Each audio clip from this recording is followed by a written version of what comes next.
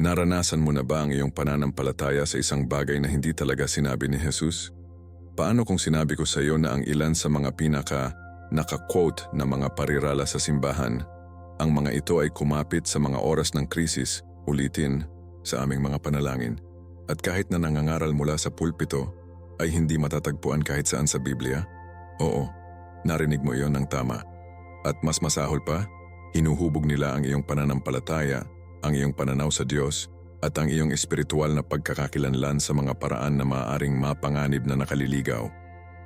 Ang video na ito ay ilantad ang katotohanan na kakaunti ang maglakas, loob, na magsalita na milyon-milyong mga Kristiyano ang hindi sinasadya na sumusunod sa isang bersyon ni Hesukristo na wala, isang Jesus na itinayo sa nakakaaliw na mga slogan, hindi sa banal na kasulatan. At habang ang mga pariralang iyon ay maaaring maganda ang tunog, ninakawan kanila ng tunay na pagbabagong anyo, tunay na pananampalataya at totoong relasyon sa Diyos. Marahil ay narinig mo ang mga bagay tulad ng hindi bibigyan ka ng Diyos ng higit sa maaari mong hawakan o tinutulungan ng Diyos ang mga tumutulong sa kanilang sarili. Ngunit paano kung ang paniniwala sa mga kasinungalingan ay ang mismong dahilan na naramdaman mong malayo sa Diyos? Ngayon, lalalim tayo sa salita. Bubuksan namin ang Biblia, linya sa pamamagitan ng linya, at tuklasin kung ano talaga ang sinabi ni Jesus at kung paano pinutol ang kanyang mga salita, gumaling ng mas malakas at hahantong sa iyo sa isang pananampalataya na hindi matitinag.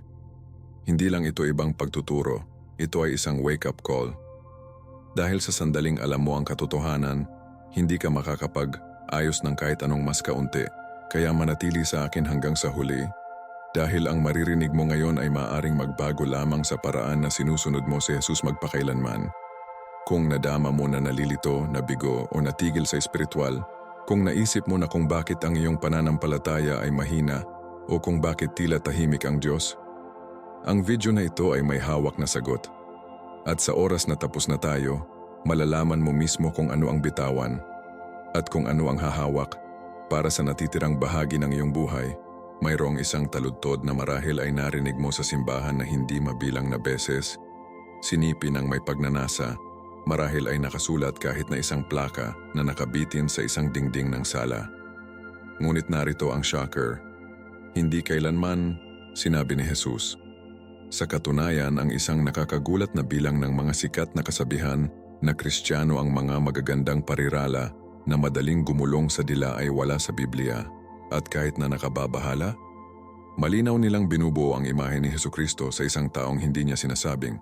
Hindi lamang ito tungkol sa semantika, tungkol ito sa pananampalataya, tungkol sa kung paano natin itinatayo ang ating kaugnayan sa Diyos at kung sinusunod natin ang totoong tinig ni Kristo o isang eko ng kaginhawaan sa kultura.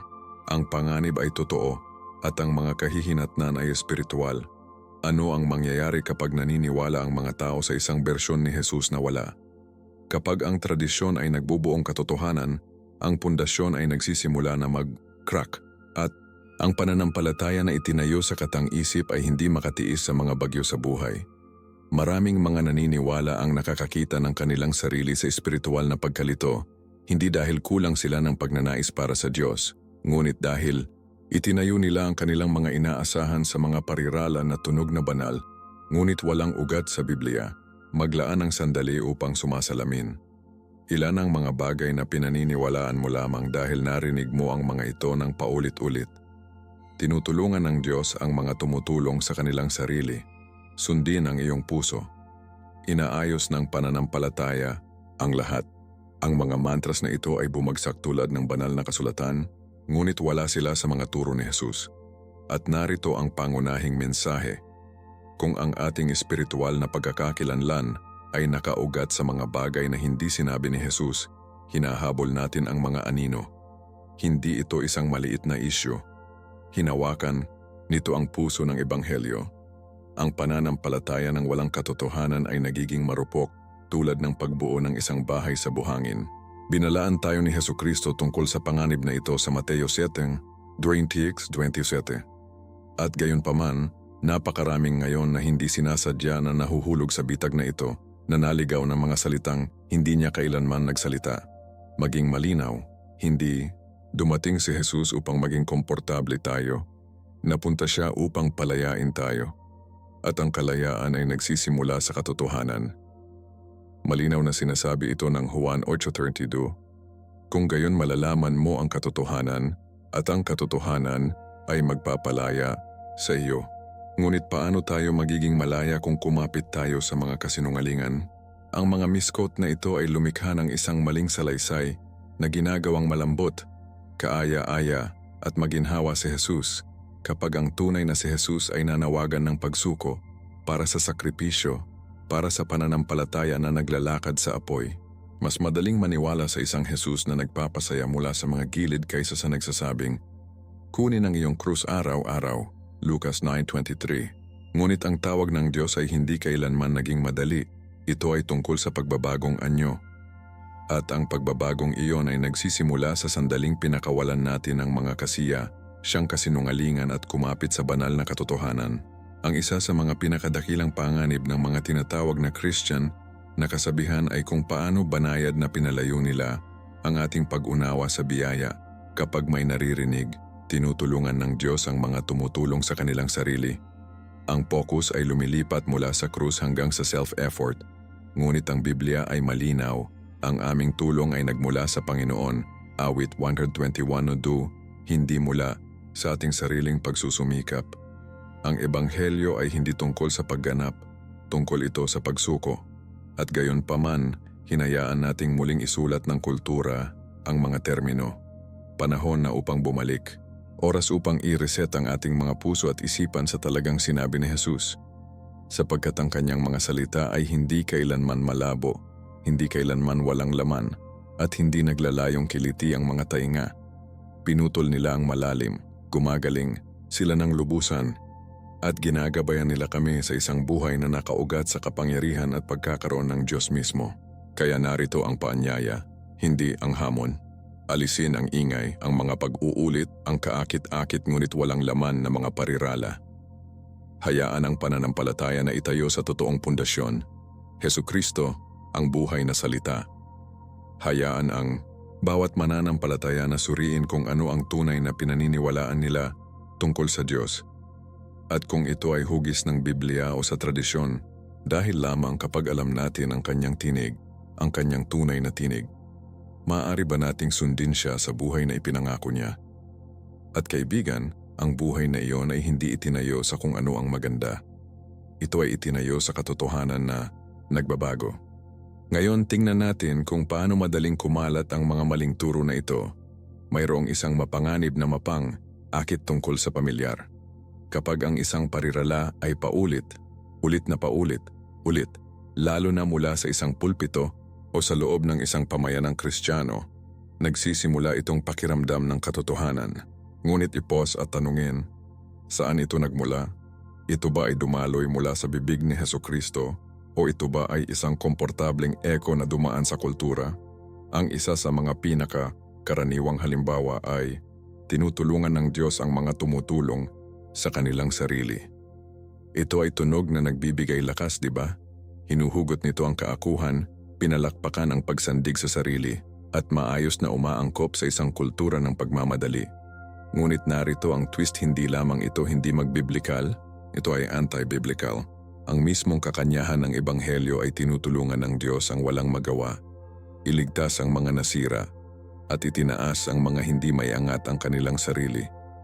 Sinasabi ng Roma 5:6, habang mahina pa rin tayo, sa tamang oras ay namatay si Kristo para sa hindi makadiyos.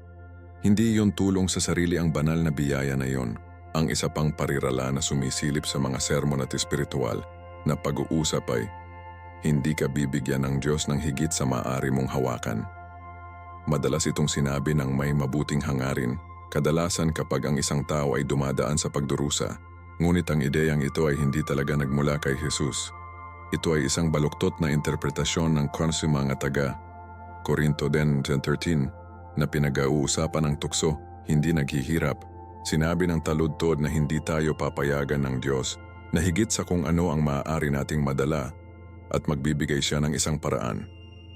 Ngunit sakit, trahedya, heartbreak, Ang banal na kasulatan ay puno ng mga tapat na tao na binigyan ng higit pa kaysa sa kanilang mahawakan sa kanilang sarili.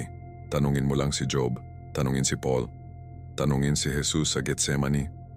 Ang pananampalataya ay hindi nangangahulugang palagi kang makaramdam ng malakas. Nangangahulugan ito na nakasalalay ka sa isang malakas kapag hindi ka. Iyon ang tunay na pangako.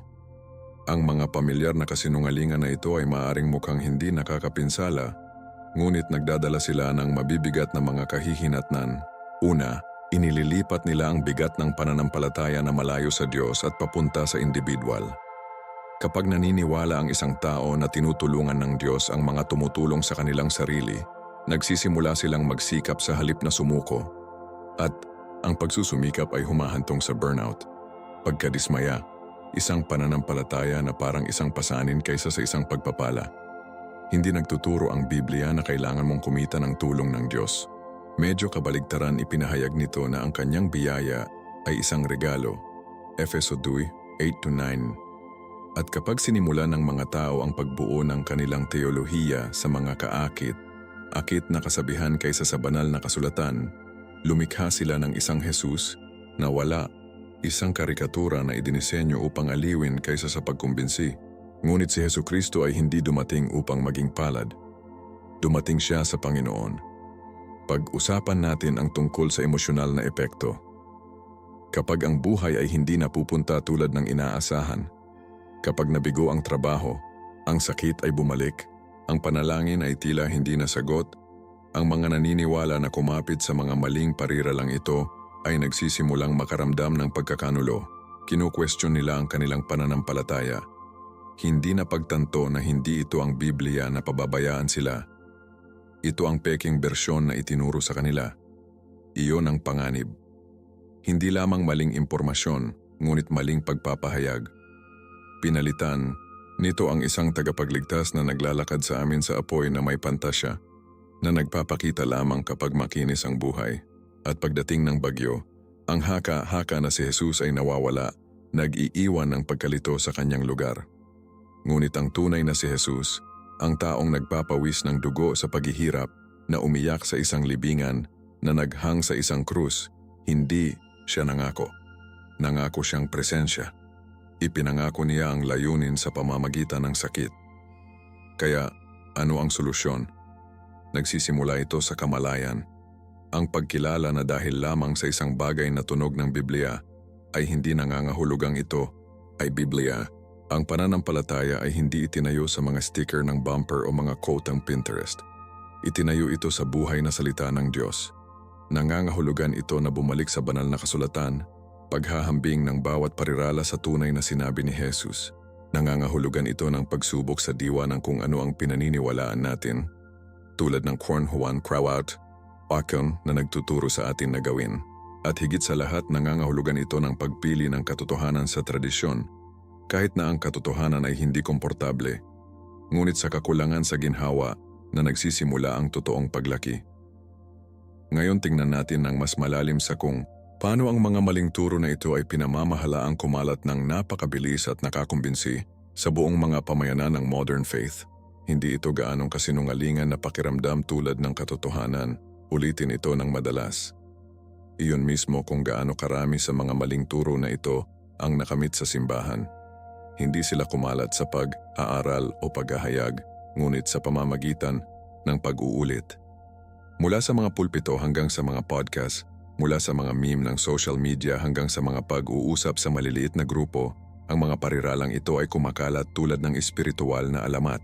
Nakakatawa sila, nakakaaliw, at madaling tandaan. Ngunit narito ang bagay. Ang kadalian ng pag-uulit ay hindi katibayan ng katotohanan. At kapag ang mga mananampalataya ay higit na umaasa sa mga tanyag na kasabihan kaysa sa Biblia, hindi nila sinasadyang hakbang sa kung ano ang maaari nating tawaging tradition trap. Ito ay kung saan itinatayo ng mga henerasyon ang kanilang pananampalataya sa isang bagay na hindi sinabi ni Jesus, at mas masahol pa, isang bagay na maaaring mapalayo sa kanya. Binalaan tayo ng Kawikaan 30, P-6, na huwag idagdag sa mga salita ng Diyos O sasawian niya tayo at mapatunayan tayo ng sinungaling? Ang tradition trap ay banayad ngunit malakas. Sa paglipas ng panahon, mahirap na paghiwalayin ang katotohanan ng Diyos mula sa pag-imbento ng tao. Sinimulan ng mga tao ang pagsipin ng mga kasabihan na may parehong autoridad tulad ng banal na kasulatan, kahit na ang mga salitang iyon ay wala sa Biblia. Ang mga simbahan ay nangangaral ng mga sermon na may mga tema na tunog na espiritual, ngunit nakaugat sa mga pagpapahalagang pangkultura. Hindi ang mga turo ni Hesukristo. Maniwala ka lang sa iyong sarili. Magsalita ito sa pagkakaroon. Sapat ka na tulad mo. Ang mga mantras na ito ay maaaring magkaroon ng emosyonal na apela, ngunit sumasalungat sila sa pangunahing ebanghelyo. Ang mensahe ni Jesus ay hindi kailanman tungkol sa pag-aalsa sa sarili, ito ay tungkol sa pagkamatay sa sarili. Lucas 14:27. Sinasabi ito ng malinaw, ang sinumang hindi nagdadala ng kanilang krus at sumunod sa akin ay hindi maaaring maging alagad ko.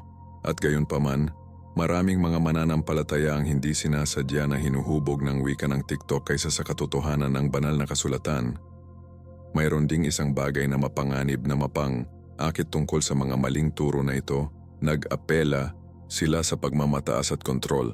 Isipin mo ito. Nakuha mo ito. Subukan mo lang. Maging ang pinakamahusay na bersyon ng iyong sarili. Ang mga tunog na ito ay nagbibigay lakas, ngunit ginagawa kanilang sentro ng kwento, hindi Diyos. Inilipat nila ang kaluwalhatian mula sa krus hanggang sa personal na lakas, mula sa pagsuko hanggang sa pagpapasya sa sarili. Hindi iyon ang mensahe ni Jesus, sinabi niya. Bukod sa akin wala kang magagawa. Juan 15:5. At gayon pa man ay yakapin namin ang mga mensahe na bumubulong sa eksaktong kabaligtaran. Bakit? Dahil hindi komportable ang pag-asa, mahirap ang pagpapakumbaba. Ngunit iyon ang mismong lupa kung saan lumalaki ang totoong pananampalataya at ang anumang bagay na humihila sa atin mula sa pag-asa sa Diyos, kahit na maganda ang tunog, sa huli ay isang banta sa espiritu. Ang mga maling turo ay kumakalat din dahil maganda ang pakiramdam nila. Maging matapat. Sino ang hindi nais na marinig na ang buhay ay palaging gagana, na ang iyong pambihirang tagumpay ay nasa paligid ng sulok, na ang lahat ng sakit ay malapit nang mawala? Ngunit ang ebanghelyo ay hindi nangangako ng instant na kaginhawaan o ipinangako nito ang walang hanggang pag-asa sa pamamagitan ng pagdurusa.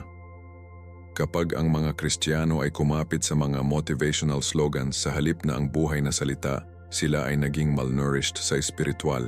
Ang mga Hebreo 5:9 ay pinag-uusapan ng tungkol sa mga mananampalataya na nangangailangan pa rin ng gatas sa halip na solidong pagkain, hindi sila tumanda sa katotohanan. At maraming beses, ito ay dahil kung ano ang pinaglilingkuran ay katulad ng psikolohiya na may isang espiritual na pambalot kaysa sa mga turo ni Hesukristo. Ngunit ang totoong espiritual na kapanahunan ay nangangahulugang lumalagong mga clichés at sa pagkumbinsi, nangangahulugan ito ng pagpili ng lalim sa dopamine. Kaya paano natin ito baligtarin?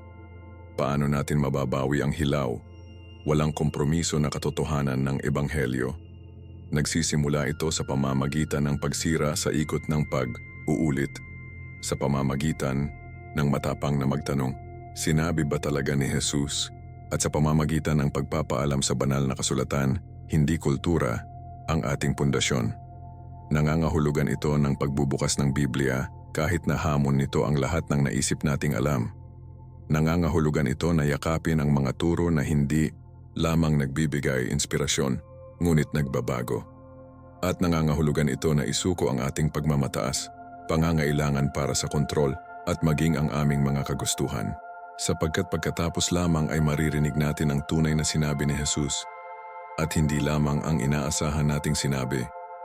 Kung saan, tingnan natin ngayon ang ilan sa mga eksaktong mga salita ni Kristo at kung paano sila naiiba sa kung ano ang madalas na maling pagkakamali sa kanyang pangalan. Oras na upang patahimikin ang ingay at sa wakas ay makinig sa tunay na sinabi ni Jesus. Hindi kung ano ang kultura ay sumasalamin, hindi kung ano ang pakiramdam ng maganda, ngunit ang kanyang tunay, hilaw, nagbabago ng buhay na mga salita.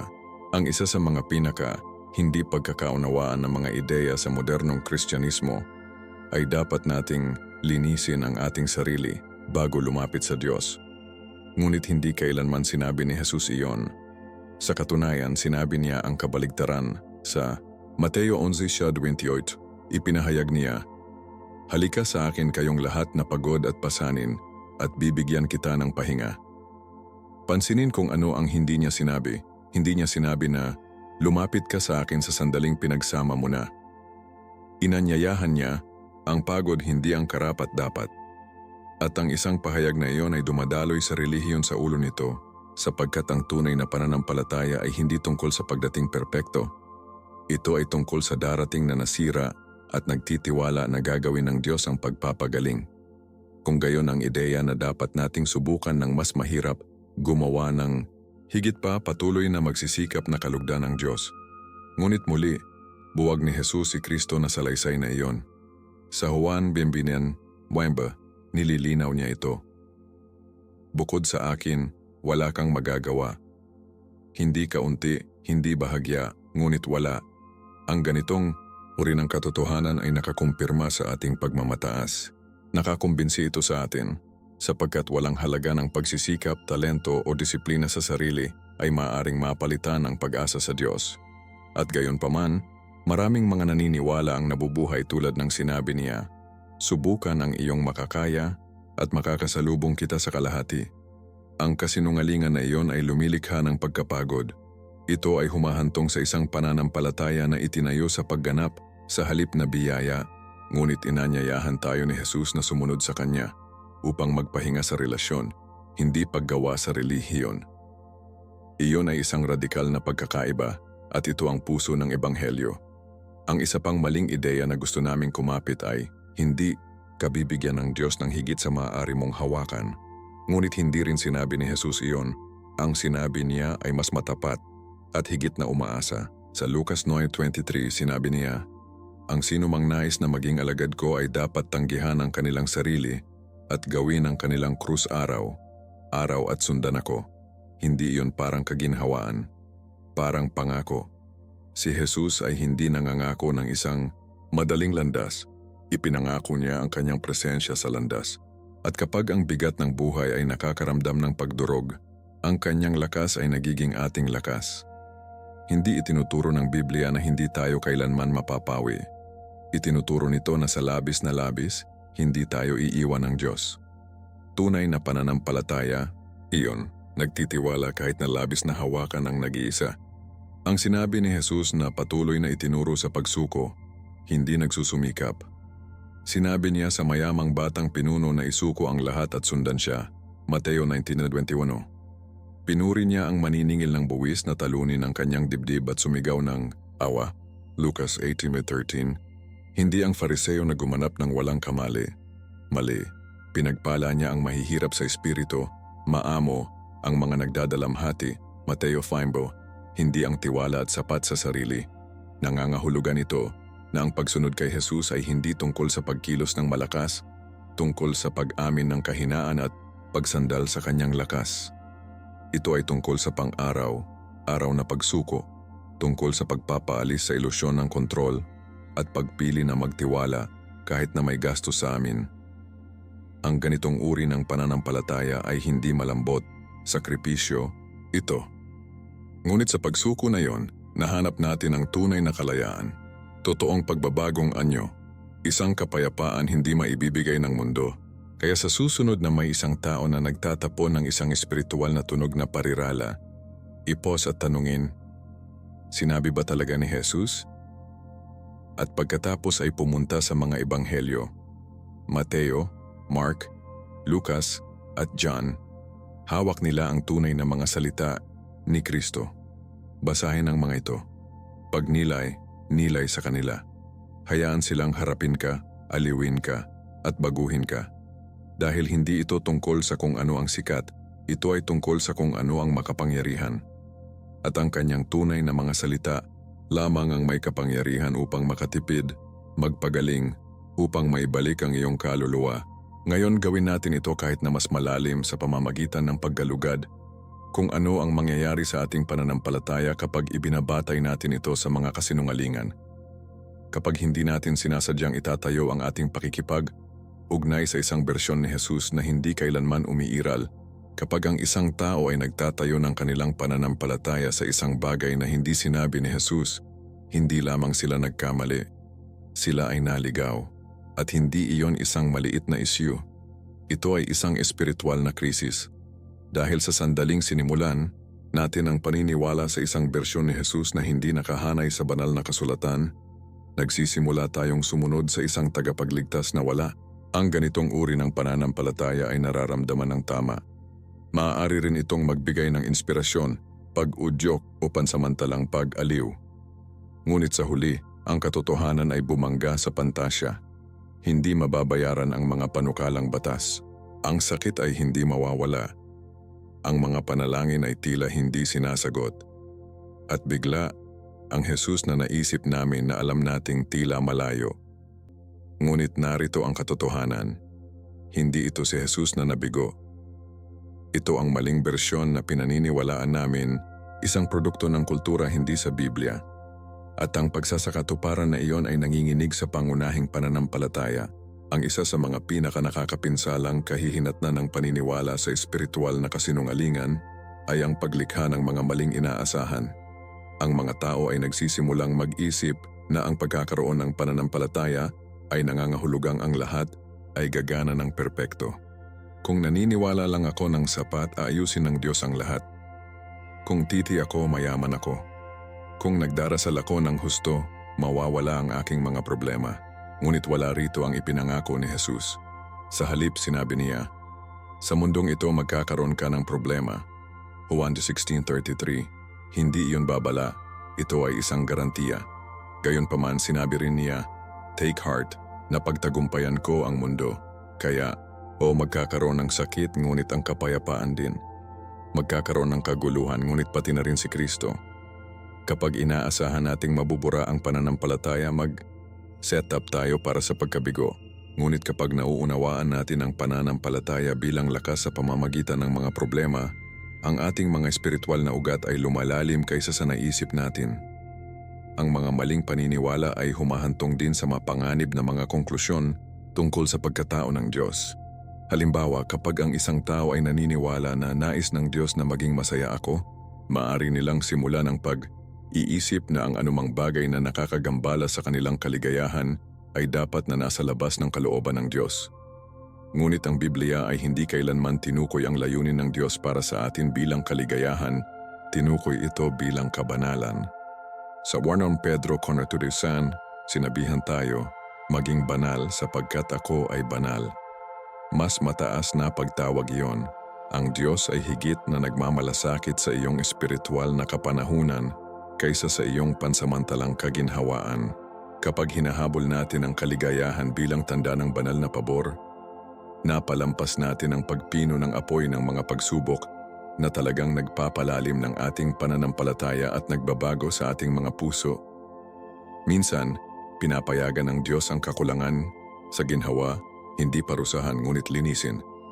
At ang mga kasinungalingan na pinaniniwalaan natin ay maaaring bulag tayo sa katotohanan iyon.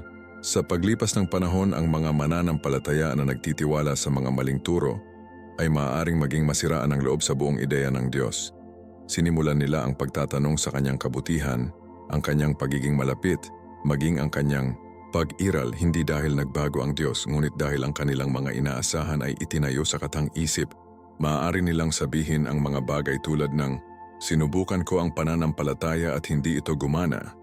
Kapag sa katotohanan, sinubukan nila ang isang pananampalataya na hindi nakaugat kay Hesukristo. Ngunit sa mga slogan at malambot na teolohiya, iyon ang dahilan kung bakit alam kung ano talaga ang sinabi ni Jesus. Hindi ito tungkol sa pagiging teolohikal na tama, ito ay tungkol sa kaligtasan ng buhay. Kapag ang mga bagyo ay tumama at sila ay ang tanging bagay na hahawak ay katotohanan. Sinabi ni Jesus ang lahat na nakakarinig ng mga salitang ito at isinasagawa ang mga ito ay tulad ng isang pantas na tao na nagtayo ng kanyang bahay sa bato. Mateo 7:24. Lahat ng iba pa, buhangin. Kaya ano ang magagawa natin kapag napagtanto natin na kumapit tayo sa mga kasinungalingan? Mapagpakumbaba natin ang ating sarili. Bumalik kami sa pinagmulan.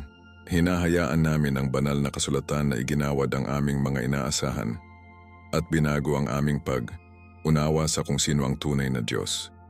Sapagkat kapag alam mo ang totoong Jesus, hindi ang malambot, komportabling bersyon ng kultura na nilikha, nakakaranas ka ng isang mas malalim na uri ng pananampalataya, ang isa na hindi bumagsak sa ilalim ng presyon, isa na naglalakad sa apoy at sumasamba pa rin, ang isa na kumapit sa Diyos, hindi dahil madali ang buhay, ngunit dahil siya ay tapat. Ngayon galugarin kung ano ang tunay na kinakailangan upang bumalik sa ganitong uri ng pananampalataya, upang palayain ang mga kasinungalingan at muling itayo ang ating pundasyon sa hindi matitinag na katotohanan ni Hesukristo. Ang daan pabalik sa katotohanan ay hindi nagsisimula sa kaalaman, nagsisimula ito sa pagpapakumbaba. Ang James chapter 4:6 ay nagpapaalala sa atin, ang Diyos ay sumasalungat sa mapagmataas, ngunit nagpapakita ng pabor sa mapagpakumbaba. Ang talatang iyon ay hindi lamang teolohiko, praktikal ito. Dahil kapag napagtanto ng isang tao na naniniwala sila sa mga bagay na hindi sinabi ni Jesus, ang unang likas na hilig ay maaaring maging defensiveness. Ngunit ang totoong espiritual na paglago ay nagsisimula kapag nais nating sabihin, siguro, mali ako. Hindi yung kahinaan, karunungan ito. Ito ang postura ng isang puso na handa na sa pagbabagong anyo. Ang pagbabalik sa katotohanan ay nangangailangan ng paglalagay ng pagmamataas, pagtabi ng ego, at paglapit sa Diyos tulad ng isang bata, curious, turo at desperado para sa kung ano ang tunay. At ang ganitong uri ng pagpapakumbaba ay nagbubukas ng pintuan sa isang mas malalim na relasyon kay Hesukristo kaysa sa nakilala natin. Ang susunod na hakbang, pumunta sa mga ebanghelyo, huwag umasa sa memorya o kultura o opinyon ng ibang tao, dumiretso sa pinagmulan. Si Mateo, Mark, Lucas, at John ay hindi lamang mga makasaysayang dokumento, sila ang naitala na tinig ni Jesus. Iyon ay kung saan naririnig natin siyang tumawag sa pagod, pagalingin ang nasira, humarap sa pagkukunwari at muling tukuyin ang kadakilaan. Nais malaman kung ano ang iniisip ng Diyos? Tingnan ang sinabi ni Jesus. Nais mo bang maunawaan ang pananampalataya? Panoorin kung paano nabuhay si Jesus. Maraming mga naniniwala ang lumaktaw sa mga ebanghelyo na pabor sa mga titik o kawikaan, ngunit kung susundin natin si Kristo, kailangan nating malaman ang kanyang tinig. At nangangahulugan ito ng pagbubukas ng mga pahina ng isang bukas na puso. Hayaan ang mga salita na makagambala sa amin, hamunin tayo, at muling itayo tayo mula sa loob. At huwag lamang basahin, mag-aaral, mga bagay sa konteksto. Ang mga clichés ay gumuho sa ilalim ng bigat ng banal na kasulatan kapag nakikita sa kanilang tamang setting.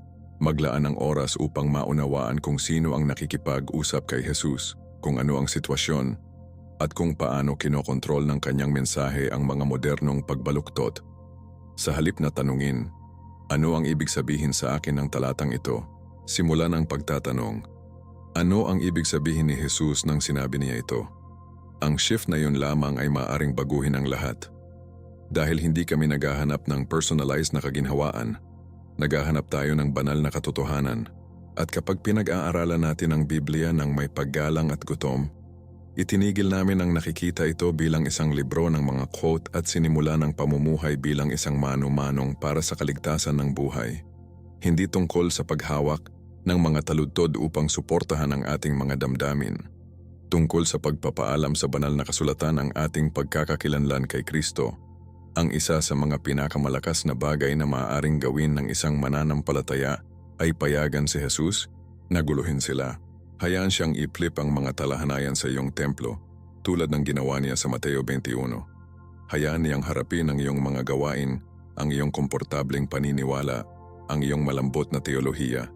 Hindi siya napunta upang mapatunayan ang iyong pamumuhay, napunta siya upang tubusin ang iyong kaluluwa. At madalas itong hindi komportable. Ang tunay na Jesus ay nagsasalita ng mga bagay na nanginginig sa atin. Sinasabi niya sa amin na mahalin ang mga kaaway, magpatawad ng walang katapusang, at maglingkod ng walang palakpakan. Ang ganitong uri ng ebanghelyo ay hindi laging madaling lunukin, ngunit ito lamang ang nagkakahalaga ng pamumuhay. Ang Totoong pananampalataya ay hindi ka mag-iiwan ng pareho. Ito ay iunat ka, pindutin ka, pinuhin mo. At sa prosesong iyon, gumagawa ito ng uri ng espiritual na lalim na wala sa mundong ito ang maaaring gayahin. Kaya kung handa ka ng lumakad palayo sa mababaw na mga slogan at sa sagradong katotohanan, ito ang iyong sandali. Hindi bukas. Hindi kapag bumaba ang buhay. Sa ngayon, buksan ang mga ebanghelyo. Makipag-usap sa Diyos sa panalangin. Hilingin sa banal na espiritu na ibunyag ang katotohanan na nagpapalaya sa iyo. Juan 13:13. At habang ipinapakita niya sa iyo kung ano talaga ang sinabi ni Jesus, bitawan ang lahat ng hindi nakahanay, sapagkat ang totoong pagbabagong anyo ay nagsisimula kapag tumigil tayo sa pagsipi kung ano ang mabuti at simulang mabuhay ang tunay na sinabi ng Diyos. At ngayon, oras na upang kunin ang katotohanan na iyon at muling itayo sa oras na ito, sa matatag na lupa, may ilang sandali sa paglalakbay ng bawat mananampalataya kung kailan dapat silang pumili, panatilihin ang pagbuo sa mga paniniwala na hiniram o magsimulang sariwa sa matatag na mga salita ni Hesukristo. At kaibigan, ang sandaling iyon ay ngayon. Ang muling pagtatayo ng iyong pananampalataya ay hindi nangangahulugang pag-abandona sa lahat ng iyong pinaniniwalaan. Nangangahulugan ito na pinuhin ito. Nangangahulugan ito na itapon ng mga walang laman na parirala at pinapalitan ng mga ito ng buhay na katotohanan ng Diyos. Nangangahulugan ito ng pagpili ng pananampalataya na nakaugat sa banal na kasulatan, sa mga damdamin, pagsuko sa pagsusumikap, pagsunod sa katanyagan. Malinaw na sinabi sa amin ni Jesus sa Mateo 7:20 na itinatayo ng taong pantas ang kanyang bahay sa bato sa pamamagitan ng pakikinig at paggawa ng kanyang mga salita. Hindi sa pamamagitan ng pagsipi ng kultura, hindi sa pamamagitan ng pagsunod sa karamihan ng tao, ngunit sa pamamagitan ng pag-angkla ng malalim sa kung ano talaga ang sinabi niya. Iyon ang uri ng pundasyon na nakatayo kapag ang lahat ay nagkahiwalay.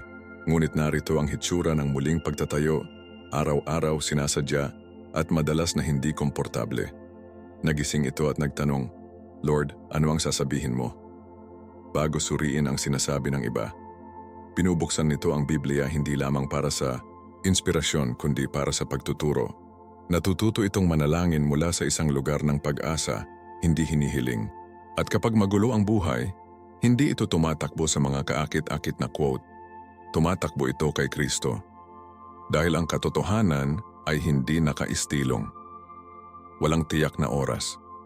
At kapag ang iyong kaluluwa ay nakabase sa walang hanggang salita ng Diyos, walang bagyo, walang kasinungalingan, walang kabiguan ang maaaring magkalog sa iyo. Ang ganitong uri ng pananampalataya ay hindi lamang mabubuhay, nagtatagumpay ito. At iyon ang buhay na inaanyayahan ka ni Jesus.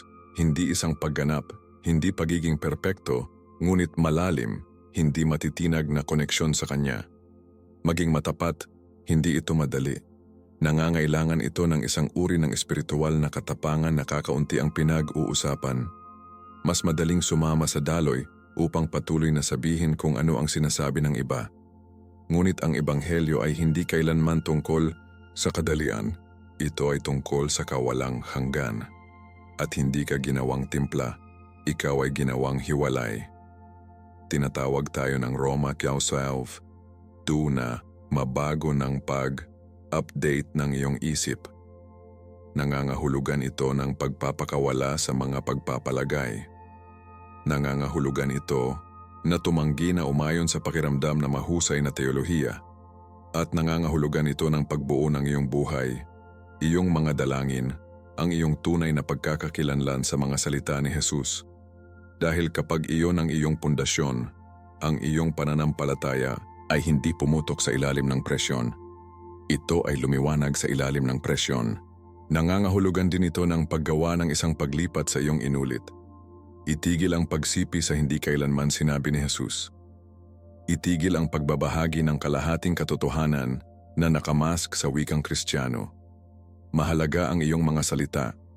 Hinuhubog nila kung paano nakikita ng iba si Jesus, kung paano nila naiintindihan ang Biblia, kung paano nila binibigyang kahulugan ang pananampalataya. Kaya hayaan ang iyong bibig na mag-echo ng langit. Hayaan ang iyong mga pagpapahayag na sumasalamin sa banal na kasulatan, hindi mga slogan. Tulad ng sinabi ng Kawikaan 18:21, ang dila ay may kapangyarihan ng buhay at kamatayan. At kapag nagsasalita ka ng katotohanan, hindi mo lamang binabago ang iyong sariling landas, pinapagaan mo ang paraan upang sundin ng iba. Pinangunahan mo sila sa totoong Jesus ang nag-save, nagbabayad at nagpapanumbalik. Iyon ang ginagawa ng isang alagad at iyon ang iyong nagiging. At sa wakas, tandaan ito. Sa huli, hindi ito tungkol sa kung magkano ang banal na kasulatan na iyong sinipi, tungkol sa kung alam mo ang isa na nagsalita nito. Nagbabala si Jesus sa Mateo 7:23 na marami ang mag-aangkin na makilala siya, ngunit ang mga gumawa lamang ng kalooban ng kanyang ama ang papasok sa kaharian. Hindi iyon sinadya upang takutin ka, ibig sabihin ay gisingin ka. Dahil ngayon, mas alam mo na. At ngayon, maaari kang lumakad ng may kalinawan, layunin, at katotohanan. Kaya, magtayo muli, mag-break ng ladrilyo, taludtod sa pamamagitan ng taludtod, araw-araw, sa tanging pundasyon na tumatagal. Hesukristo, ang salita na ginawang laman. At ngayon ibalot ito sa isang mensahe na kukuha ng iyong puso at ihahanda ang iyong espiritu. Ngayon na nakita mo ang katotohanan, hilingin ko sa iyo, pa rin na inulit mo ang isang bagay na nag-iisip na nagmula ito kay Jesus upang mapagtanto lamang na wala ito sa Biblia. Maging matapat at ibahagi ang iyong karanasan sa mga komento. Nais kong malaman. Ano ang isang pariralang pinaniniwalaan mo sa maraming taon na naging kasinungalingan? Kung ang mensahe na ito ay nagsalita sa iyong puso, huwag itago ito sa iyong sarili. Pindutin ang tulad ng pindutan, mag-subscribe sa channel, at i-on ang mga abiso upang hindi ka makaligtaan ng isang video na maaaring baguhin ang iyong espiritual na lakad. Nagtatayo kami ng isang pamayanan na nakabase sa katotohanan ng Diyos, ang mga turo ni Hesukristo at ang hindi matitinag na pundasyon ng Biblia, at bahagi ka nito. At hey, kung handa ka ng lumalim sa iyong pananampalataya, huwag palalampasin ang susunod na video na malapit nang mag-pop up dito sa iyong screen. Dadalhin ka pa nito sa salita at tutulungan kang matuklasan ang higit pang mga katotohanan na hindi pinag-uusapan ng karamihan sa mga tao. Pagpalain ka ng Diyos at makikita kita sa susunod.